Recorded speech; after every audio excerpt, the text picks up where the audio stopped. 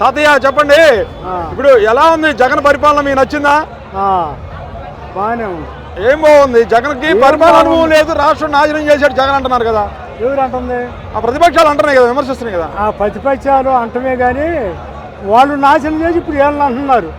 చిన్న జనానికి తెలుసు, ఓట్లు ప్రశాంతంగా వేస్తారు. తెలుగుదేశం పార్టీ అనేది చచ్చిపోయింది, లేదు. ఇంక 20 సంవత్సరాలకైనా జూనియర్ ఎన్టీఆర్ వచ్చే ఉన్న బతికిద్దాము, కానీ చంద్రబాబు చరిత్రలో ఇక పార్టీ లేదు, చచ్చిపోయింది ఆ పార్టీ.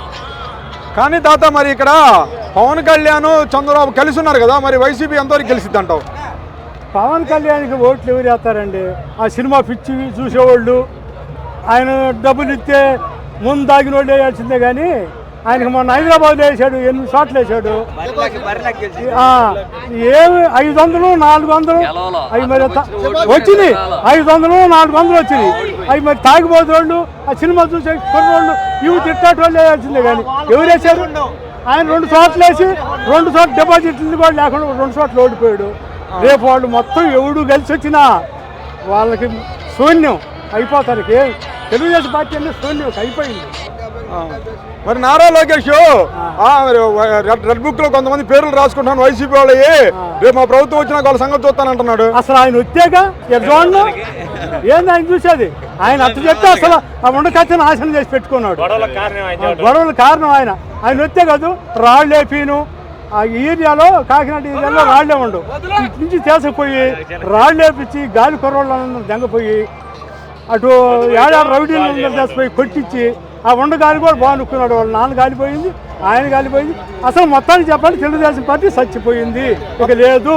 ఇంకా 20 ఏళ్ళకైనా జూనియర్ ఎన్టీఆర్ వచ్చేప్పుడు కన్నా ఈయన సప్పబడో ముసలోడయ్యో జనానికి ఎరక్తి కలిగితే జూనియర్ ఎన్టీఆర్ వచ్చేప్పుడన్నా పార్టీ ఉంటుందేమో, కానీ ఈ లోపల మాట్లాడే పని కానీ చచ్చిపోయింది. కానీ తాతయ్య ఒక మాట, ఇక్కడ ఇప్పుడు నారా లోకేష్ ఇంకా వచ్చేది 3 నెలల మన ప్రభుత్వం అంటున్నాడు కదా. 3 నెలలు కదా, 6 నెలలకు కూడా లేదు. అసలు ఆయన సీటు ఉందా? కుప్పంలో నాన్న ఉందా అంటే ఈసారి? కుప్పంలో నాన్నకు కూడా లేదు అంటున్నారు. మంగళగిరి ఈనాడు గెలిచేది, కుప్పంలో వాళ్ళ నాన్నకి వెళ్ళేది అంటే నేను గెలుస్తాడా? ఎప్పుడు మరి జగన్ పులివెందుల్లోనే ఓడుతా ఉన్నారు ఈసారి.